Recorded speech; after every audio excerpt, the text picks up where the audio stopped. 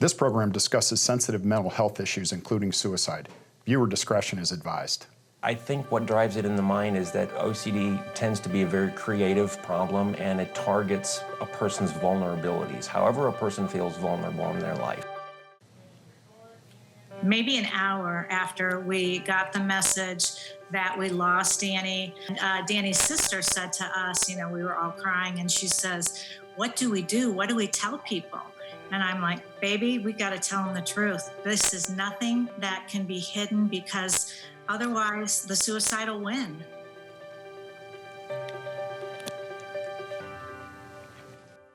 We're not mental health professionals. It's just something that happened to our family. We direct people other places. And most important of all, I think, don't quit. Keep fighting. Keep living. Things will get better.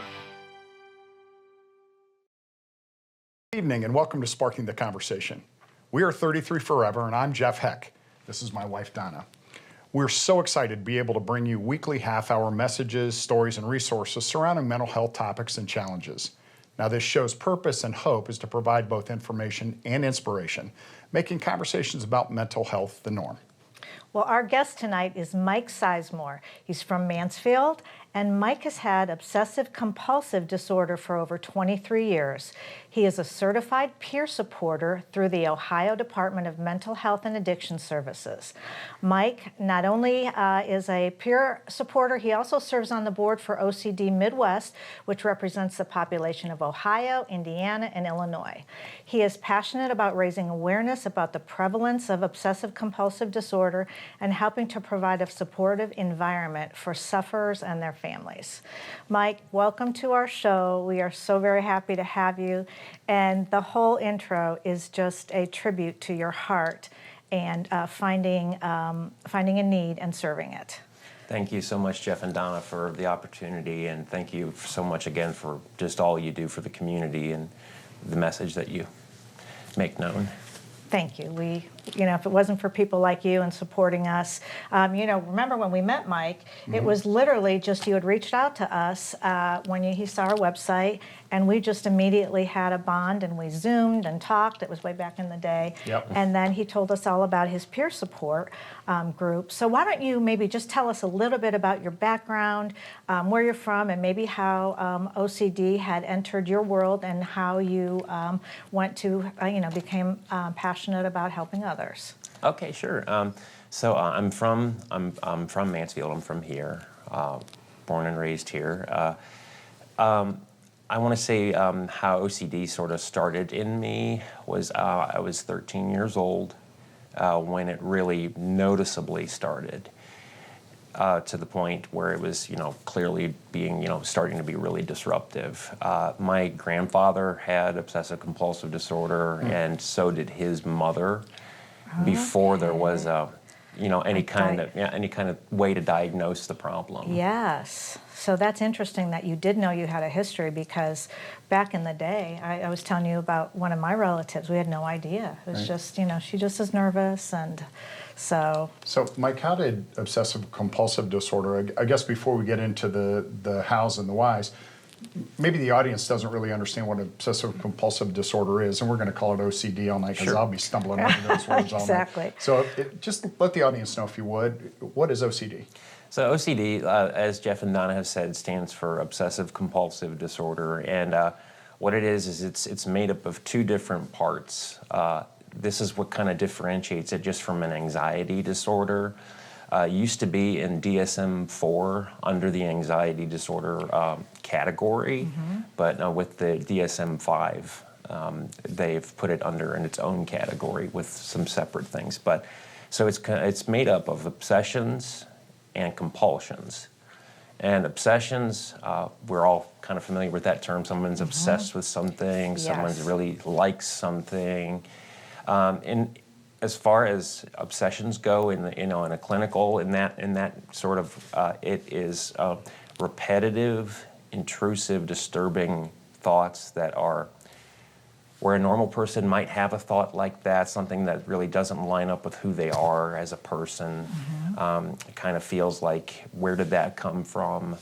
Where a person without OCD might just be able just to kind of dismiss that thought. With someone with OCD, that thought is seen as, threatening, very threatening, and it gets stuck. And with it actually repeats itself over and over again, where a normal thought would kind of dissipate and go away. I think it's also really important to understand that we throw out terms like OCD or somebody's OCD, and because they want things organized or in a Right. row. And you said to us a little bit about that difference. And the difference really, it sounds like from what you're saying, is the thoughts are intrusive and they become problematic because they're so repetitive. Because it's because the person sees them as threatening, and a lot of the times the obsessions they call them ego dystonic. And what that means is that's a big word for does not line up with who that person is. That's not how they view their identity. It would be something, that's out of their character. Okay. And because it's out of their character, they don't want it around. Right. So it becomes really problematic when it begins to control other parts of the person who's suffering from that condition, their behavior, right? Right. So just to give a kind of a concrete example before I go into, compulsions, that definition would be someone who has a problem checking doors, which is compulsive, but they might have I may have left the house unlocked. Maybe I'm a dad leaving for work in my house. I'm afraid my house was left unlocked and my kids are inside. I don't want to be irresponsible. Correct. That's kind of the fuel to make me want to go back and check if I have that problem. Right. And that's the obsessive side, correct? Right. All right, well, we're going to need to take a very short break here on Sparking the Conversation. And when we come back with Mike Sizemore, we're going to talk a little bit more about OCD.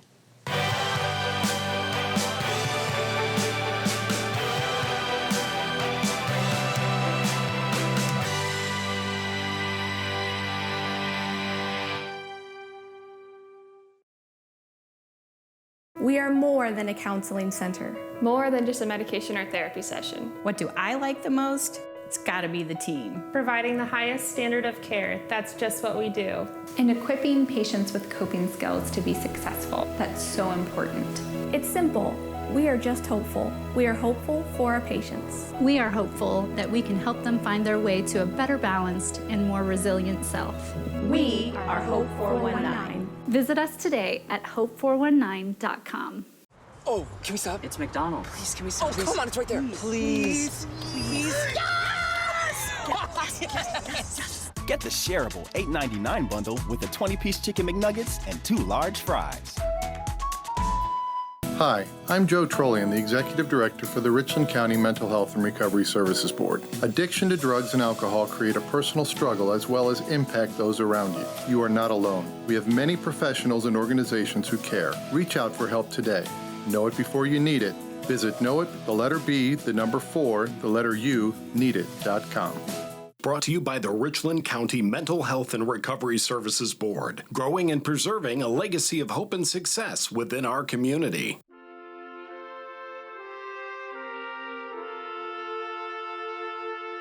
The Lord says, "Come to me, all you who are weary and find life burdensome, and I will give you rest." Join us for the majesty of the Catholic Mass, here Sunday mornings at 9:30. For more information, visit mysundaymass.org. What are you looking for?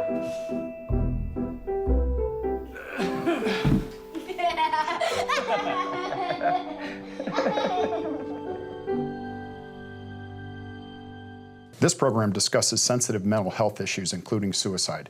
Viewer discretion is advised. Welcome back to Sparking the Conversation. We're here tonight with Mike Sizemore. We're talking about obsessive compulsive disorder. Mike, thanks for joining us tonight. And your knowledge about this particular mental health condition is really helpful, I think, for our audience, because I think there's a lot of misunderstanding about really what OCD is. And we were talking about the obsessive part of obsessive compulsive disorder before we took a break. Tell us a little bit about how does the compulsion part work? The compulsion part works, and And I just wanted to, I should have said it in the last segment, but I just want to make clear that I'm not a mental health professional. I'm just someone who's had it a long time, and I'm just really passionate about spreading right information about it. We understand that. That's us too. Yeah.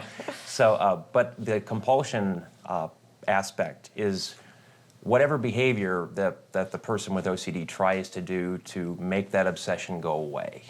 Okay. However they try to do that. That can be external in things I do in the real world, or that can be internal in my mind with like trying to cancel thoughts out or replace a good thought after a bad thought or things like that. So how does OCD manifest itself in somebody? I'm sure a lot of different ways, but what are some of the ways that it would manifest itself? How would it show up in somebody's life? You're right. There are a million different presentations of how it can show up. That's part of the what's not so talked about. But real classic example is contamination. That's probably the best known example. Someone touches something that they perceive could be dirty. Logical thing to do is, if you're afraid of germs, spreading germs. Over this past year, we've learned all about that. Absolutely. The logical thing to do is wash your hands. Someone who's afraid that they didn't lock the door, they didn't turn the stove off. Logical thing to do is to go back and make sure those things are turned off. Correct. And the place that it manifests itself then is the repetitive, the over and the over and the over and the over of that with some of those things. Is that what you're saying? Right, because the thing about it is that the secret that it's not telling you is that it's never going to be good enough. Okay. So what drives that in the mind, if you know? I mean, is it the fear of not handling it? Is that kind of the pathology behind it? I think what drives it in the mind is that OCD tends to be a very creative problem, and it targets a person's vulnerabilities. However a person feels vulnerable in their life, in a certain way, that's usually where it's going to show up in the person. You talked to us about malfunctioning alarm system in the brain, which to me gave me literally a picture of of an engine, and all of a sudden it's misfiring. Is that what's going on in the brain when when you're having an incident, or is it just a continual thing with people? And you're right about that. As far as I know, and I think you would find some good data to back that up. That is what's happening. It's that fight or flight sensation. If you were to be driving down the road and hit a patch of ice, that's that survival mechanism in a person. All of a sudden feeling out of control. Right, and that gets inappropriately displaced, you would say, to these situations like, did I lock the door? I might feel that same exact fight or flight sensation of, I need to go back, or maybe my hands are dirty and I just touched my kid and maybe they're dirty now and they might contract a fatal illness. Okay, so your mind is totally going around and around and around all the time. And it's not all the time. I wouldn't say it's all the time. When there's an issue. Right. Okay. And I wish there were a better rhyme or reason for it that might help some people out to understand it. But the thing is that there's really not, because of that obsessive thought cycle.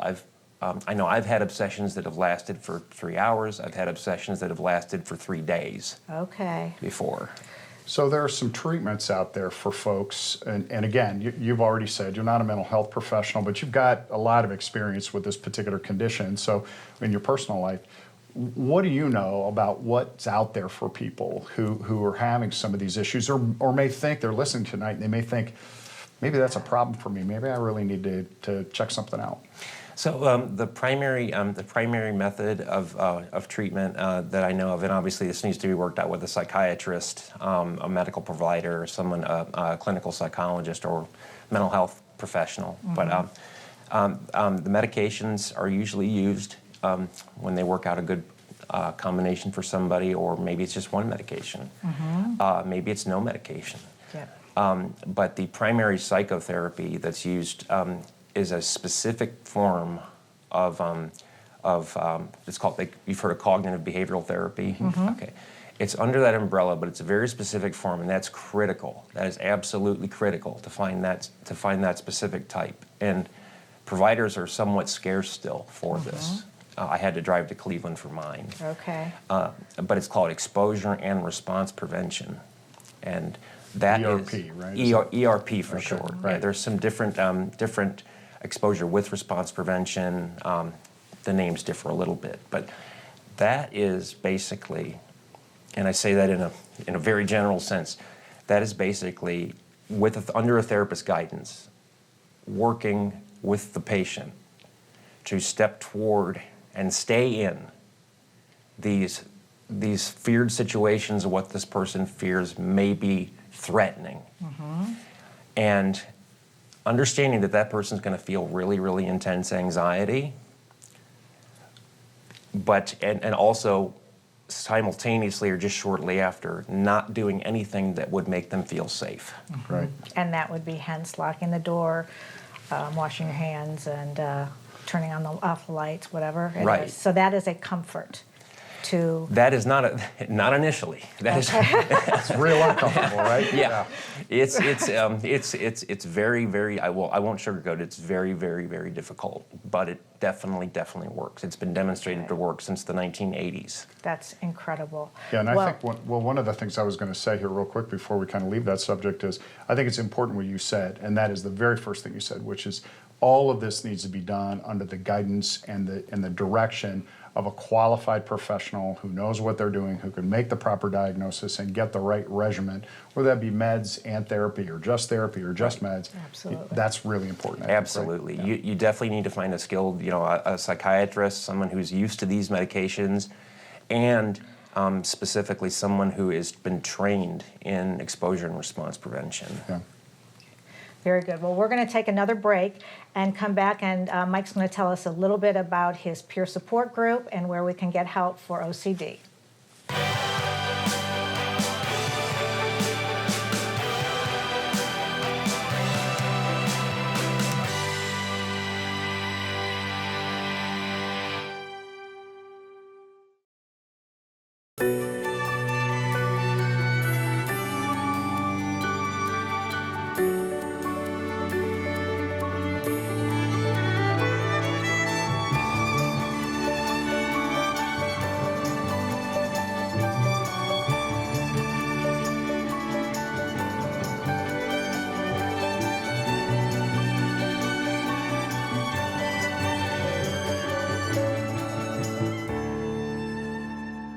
If we could say one thing to her, I think what we would let her know is how important she was to us. And I wish that I hadn't been so reluctant to confront him. Be a friend, listen to him, and get him help.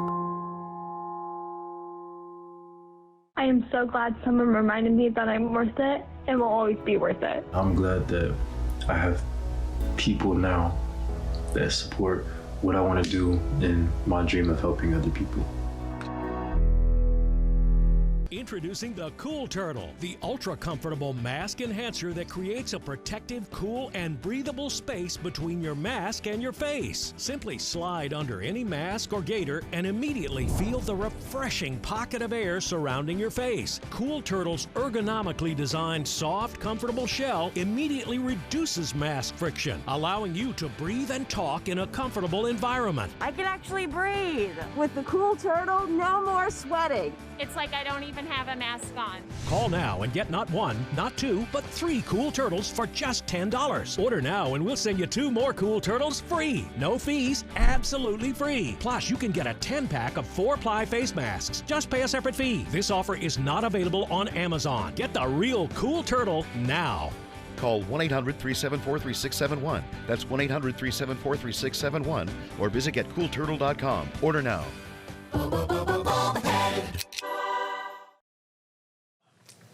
Welcome back to Sparking the Conversation. We're here with Mike Sizemore talking about OCD tonight. And Mike, before we took the last break, you had been explaining really how OCD manifests itself in some of the treatments that are available. What about your own journey? You tell us a little bit about where you have been and maybe where you are, where you've come to. Well, when I was diagnosed when I was 13, I had just gone into junior high from elementary school, and I went from a 1-story elementary school to a 5-story junior high, and that adolescent phase, there's hormones going and things. So I think if anything was going to happen with me, it was going to probably happen around then. That's a tough time for a lot of people.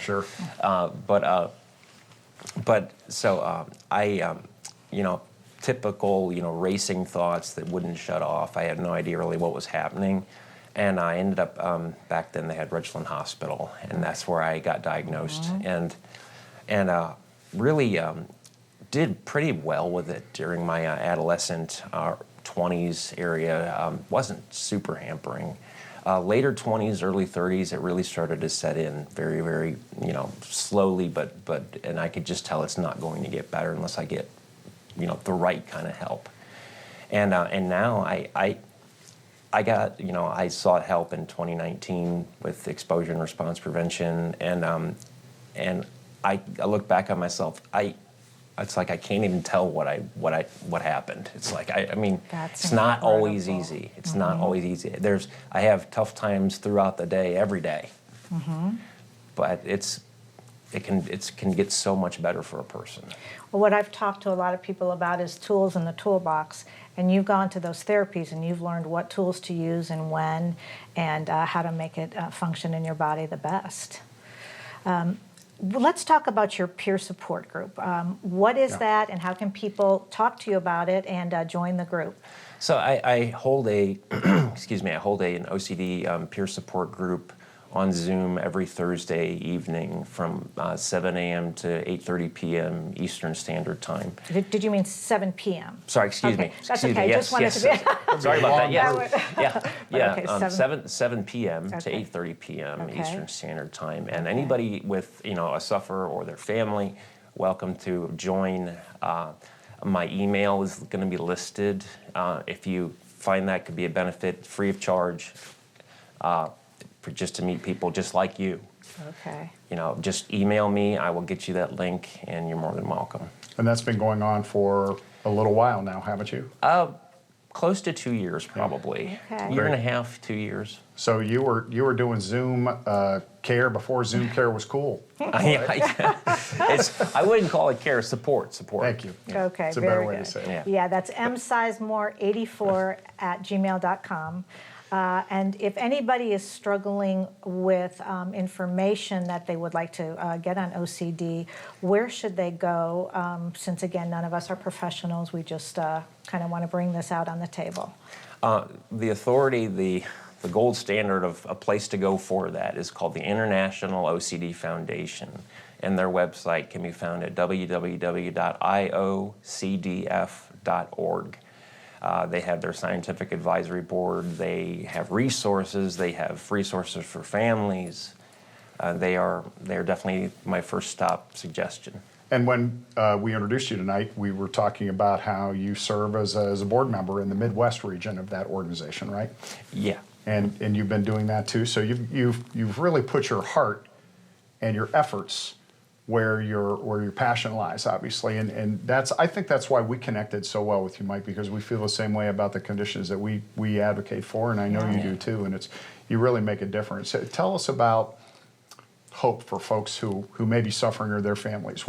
What do you see as the hope that's out there for folks? Well, the first thing I'll say before I say that was that, I think part of what a mental illness wants you to do is to shove it down and pretend it's not there and be quiet about it. But the sad reality is that these things aren't going anywhere for as long as, we can tell. Mm-hmm. So that's not a good strategy, is to just shove it down and not talk about it. Yep. That's really counterproductive for a person. Secondly, for hope would be, you have no idea, any person has no idea what they're capable of. I mean, I've seen that in myself, and I truly strongly, with everything that's in me, believe that for everyone else. Yep. You have no idea how resilient you are. And you are the picture of resilience, and we, again, would like to continue this, but we do have to go. Our time is up. Thank you, Mike, and we will bring you back because you are just incredible. You've been a true help, and don't go away. We are going to be back with our memory moment shortly.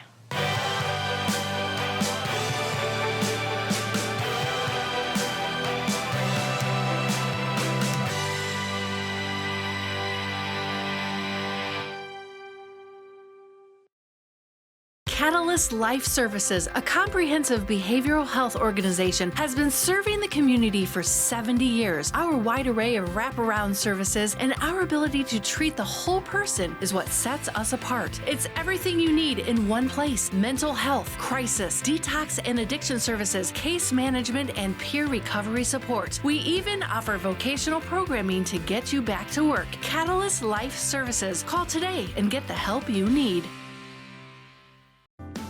Hi, I'm Joda Magruder-Polk with Richland County Children's Services. You can make a difference in a child's life. Become a Richland County Children's Services foster care parent. Richland County Children's Services has an average of 120 children in custody with close to 60 foster homes. Out of the 120 children, 30% of them are teenagers. These are children who, through no fault of their own, need a safe and loving home. Foster homes for teens are especially needed. We need people willing to open their hearts and homes to the teenagers that so badly need stability and structure in their lives as they grow into adulthood. These children often have trauma and are longing for a loving family and a place to call home. Please call today, 419-774-4100. That's 419-774-4100. Learn more about the impact you can make by being a foster parent for Richland County Children's Services. Good evening again, and welcome back to Sparking the Conversation. Right now we are here at the point of the show where we do our memory moment, where we have some memory about Danielle or 33 Forever. And Jeff and I are holding these lovely cups. Danny was a coffee lover, and this one is one of my favorites, actually. She was a coffee lover, and this was a cup that Donna actually bought her cups. These were her favorite cups. This one says, if you can't read it, having a panic attack, step aside. And then, Donna, what's yours saying? Mine says, I told my therapist about you. And she would laugh when she would be talking to me on the phone with these cups. And her favorite drink, Jeff knew her drink, I really didn't. It was a chai tea latte. And even though we don't have, there's nothing in these cups tonight, but because that would keep me up. But Danny loved chai tea lattes. She was a big coffee drinker. And these are really special memories. These are in our cupboard at home. Yep. And so when we get a chance to enjoy a good cup of coffee, we get to think about Danielle and her laughing at these cups. So. And the best part about these cups at the time I gave them to all our girls is the money donated from these cups goes to the Ovarian Cancer Foundation. Right. And we lost my mom, Danny's grandma, to ovarian cancer. And so Danny just felt that this was also for a good cause. Right. So cheers with our coffee. Yep. And thank you guys all for being with us tonight. Thanks for joining us on Sparking the Conversation. We'll look forward to having you join us again next week with another great guest as we continue to spark the conversation here on WMFD. Good night. Good night.